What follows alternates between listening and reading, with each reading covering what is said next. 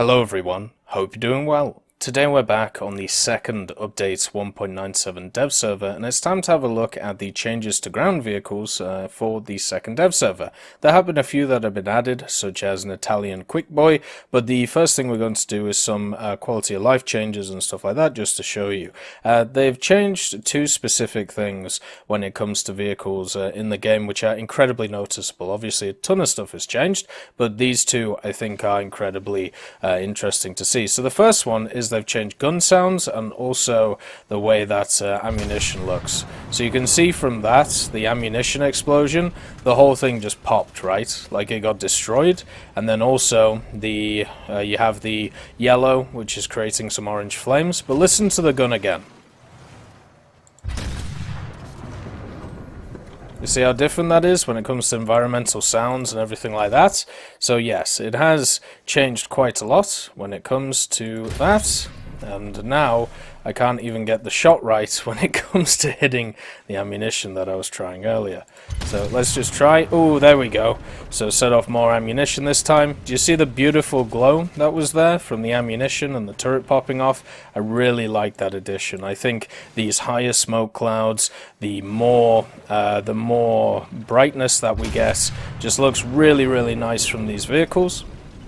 And I'm really happy to see that we are finally getting way better flame effects when it comes to War Thunder Ground. After Air Forces were made a lot better this last update, it's lovely to see that Ground is getting a bit of love too. So yeah, that's just nice to see. We'll see if we can set off this one. If you get a proper ammo rack explosion and it comes out of the top instead of it coming out of, instead of it popping the turret off, it looks so cool. Like, it looks absolutely beautiful, just like that. Look how amazing that looks. Oh, the turret popped. God damn it. But you can see what I mean. So the actual visual effects are really nice. When it comes to the gun sounds, I'm kind of not great on it, because a lot of the gun sounds sound very similar. So what I mean by this, you heard what the T-72 just sounded like. Well, here is the Chieftain Mark III. So we'll play this once, and then we'll get out the FV4005, the big barn, and then I'll just show you how they sound incredibly similar to each other. So this is the Chieftain Mark III. Got a nice plume on the ammunition, but you see how that sounds exactly the same as the T-72, pretty much. And this also goes over to the guns on stuff like ships. Ships, for some reason, also have these guns, which sound incredibly similar to the guns which are on tanks, which, you know, kind of makes sense for certain tanks, but they should, in my opinion, sound a lot meatier. So these are the guns on the Leipzig, the new light cruiser for Germany.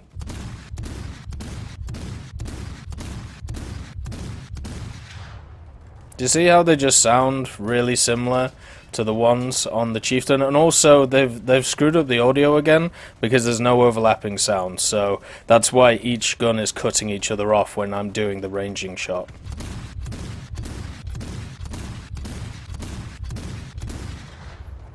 Like, it just, I don't know, it doesn't sound nice. And then if we do the barn, you'll hear a difference with the barn, but in my opinion, they've standardized a lot of the sounds to the point where they all sound very similar to each other. And I feel like since we've got this really nice visual update, maybe it would be nice to see a cool update when it comes to the sounds of the guns and them not sounding all the same. So here's the barn. So that sounds pretty meaty, right? Like, that actually sounds really nice, but at the same time it still sounds very similar to the other ones, just a bit more meat to it. You know, so that's something just to take into account, you know, with this stuff going on. Anyway, the last one I want to show is some more of the effects when it comes to the the pluming and stuff, and then we'll get into the few new vehicles which have been added in this update of the dev server, just for your viewing pleasure. Some are still missing, which is, you know, obviously kind of sad, but you can't have everything. This vehicle has a horrible issue with overlapping gun sounds, by the way, just because it has two very fast-firing Bofors. So here is the ammunition rack on this. So you saw the spark effects, you saw the explosion, you saw everything, and you heard it as well.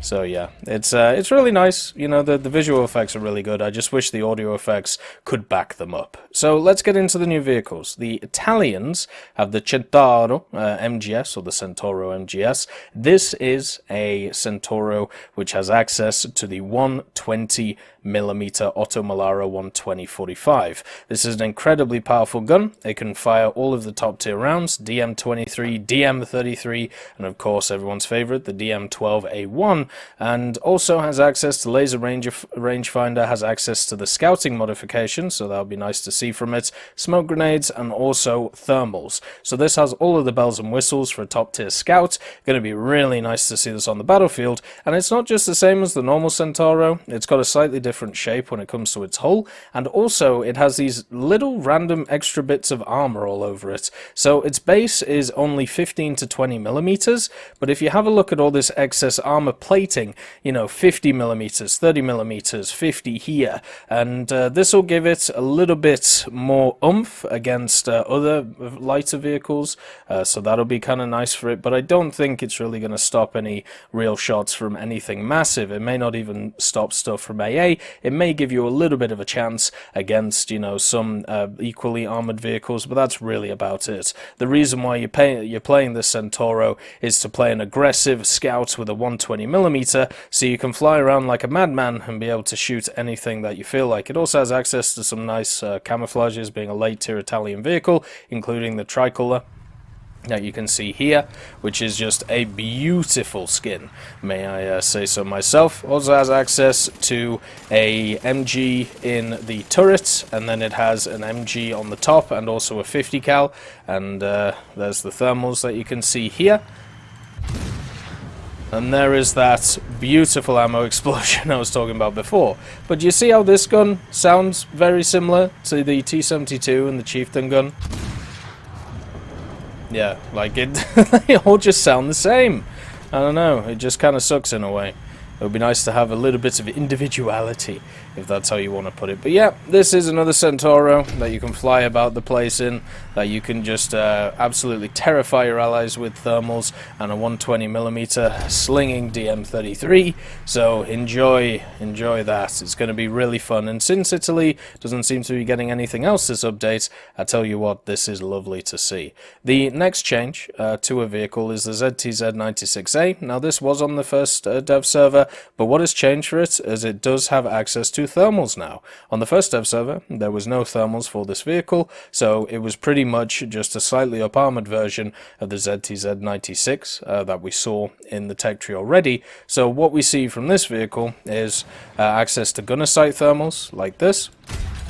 And you can see, obviously, paying very much dividends to, you know, the overall skill of the game, but everything else seems to be exactly the same as what we saw on the first dev server for this vehicle. So it's still struggling in reverse. It's speed isn't the greatest. Still got a pretty fun HE round though, so that's something to look forward to. And gunner's thermals does make quite a large difference for the majority of vehicles that you end up facing. So it is nice to see that this thing does have thermals, especially since there aren't many vehicles in the tech trees for the Chinese which have thermals. So it's, yeah, it doesn't have any commander thermals, just the gunner thermals, so that's something to look for.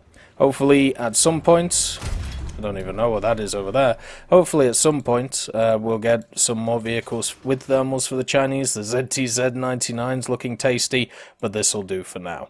The next set of vehicles are Swedish, so some of the ones which were sat in the files have been added to the tech tree. We're still missing a few in the form of the STR-V74 with the SS11s. The STR-V103B still hasn't graced us, but as you can see, we have access to two new vehicles, one of them being a more middling tier vehicle, the STR-V74.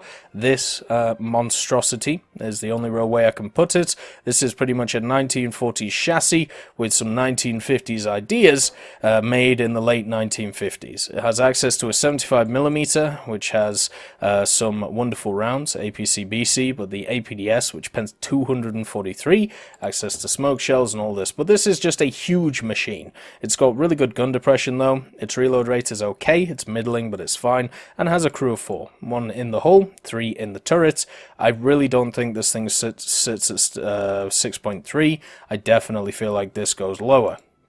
It's just one of those oddly weird vehicles which you could definitely see going lower just because of its overall size. This thing is a massive vehicle, and it would be very odd to see it just be at that BR, just because it's gonna, you know that song, like, what's that coming over the hill? Is it a monster? This is the monster. It's coming for you. Look at the absolute size of this lad. It's huge. It takes up the majority of your screen. It nearly takes up a third of your damn screen. Like, what is going on with this thing? It's actually got really... I was going to say, it actually has really good muzzle velocity on the gun, so, you know, being accurate with it is really good, unless you're me and you're terrible at firing. And also, you know, it does have decent speed behind it. The gun is not stabilized, so, you know, you're going to be a little bit all over the place when it comes to it, but, you know, the speed is okay. It's got access to 2 machine guns, which is nice, but I just cannot get over the girth of this machine, even though it's very thin, let's say. You know, its width isn't very large. The length and the height, absolutely massive. This machine is just going to look so weird on the battlefield. Once again, another Swedish vehicle that looks like it should actually belong in Warhammer compared to everything else. But somehow they built it, so there you go. And then the creme de la creme when it comes to ground vehicles, the one that a lot of people have been hoping for, the one that a lot of people have been looking for, the SDRV-122. This is the new top-ranking vehicle for the Swedish in their ground forces tech tree, coming in hot at 10.3, meaning that Sweden comes into the game with an insane top-tier ground lineup. They have the STRF-90C, of course that is the CV-90 with the 40mm APFSDS, the STRV-121, which is the Leopard 2A4 basically. You got the CV-90-120, this big old thing, which I'm personally going to really enjoy playing. Then you've got the LVKV-90C, which is just this monstrosity with radar, and then the LVRBV-701, which we're not going to talk about because it's going to get dropped in BR. So the STRV-122 is a Leopard 2A5 on steroids. The STRV-122 is actually not spawned from the 2A5 though. It's spawned from the Leopard 2 Improved, which is a Leopard 2A4, which was given certain upgrades such as the arrow armor that you see on the front. So this is technically a Leopard 2 Improved, which is given a Swedish makeover. You can see the extra armor that is all around it. It has this interesting addition to the superstructure on the top. It's also got this area on the back, which gives it, you know, way more length to the turret overall. You've also got some more cheeks and stuff like that, some more armor to that, and overall the protection for this vehicle is pretty good for a top tier vehicle. It's not impenetrable, you know, there's still weak spots on it, as you will always find for these vehicles. If you use M829, you know, you'll be able to go through areas of the lower glacis if you're looking at it straight, you know. So there are areas where it is weak there. Then if you go up, you know, the upper glacis is always a nice little meaty point where you can go through, as long as you aim for the proper job glacis, like this area here, and make sure that it doesn't ricochet, and you can try and hit the ammo. You can also hit stuff such as the turret ring. So it pretty much has the same weak spots as the 2A5, just slightly smaller, but also it has, you know, quite a larger back to it. It's quite a very, very huge turret. It's going to be very hard to miss this thing coming, let's put it like that. If you have a look at the general armor of the machine, 35, 650, 40, and then 35, 520, 45 are the maximums, then 600 around the breech itself, but hardly anything on the breech. It's also got some spaced armor on the sides and some more composite as well.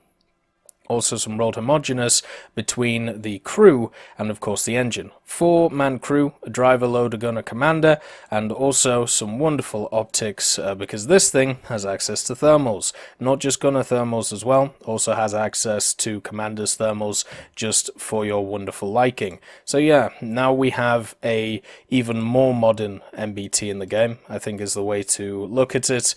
It's looking really powerful, really meta, and should be really fun to play. The Swedish are coming in with a bang when it comes to their tech tree. You know, a lot of tech trees in the past, if you have a look at China, if you have a look at France, they normally have pretty weak top tiers when they put in.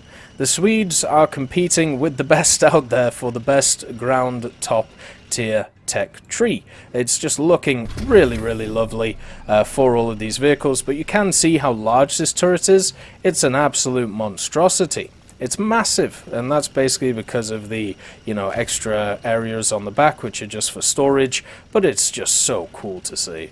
Another Leopard, well, I suppose another Leopard modification in the ranks of War Thunder. I'm sure we'll see many more as the time goes on, just because it's a vehicle which is used so much by so many, but this I think comes into the game as one of the strongest top tier vehicles if we just talk about the MBT meta that we've been seeing for a long time, especially since helicopters just took a big hit when it comes to their general mechanics, and look forward to that when we talk about some other stuff. Anyway, here are the commander thermals just to show them off, you know, so it does have commander thermals as well.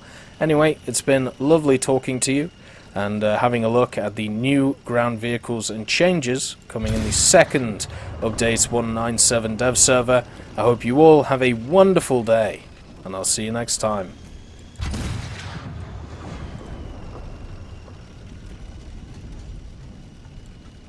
I just want to thank Ambrosius McClellan, B. Young, Blackie, Chris Giltnane, Daniel Stanton, Jay Wilt, John Ryman, Martinez, Super Cacti, Trigger Hippie, Eugens Terry, and also Elove Goat and Samuel Slick for supporting the channel.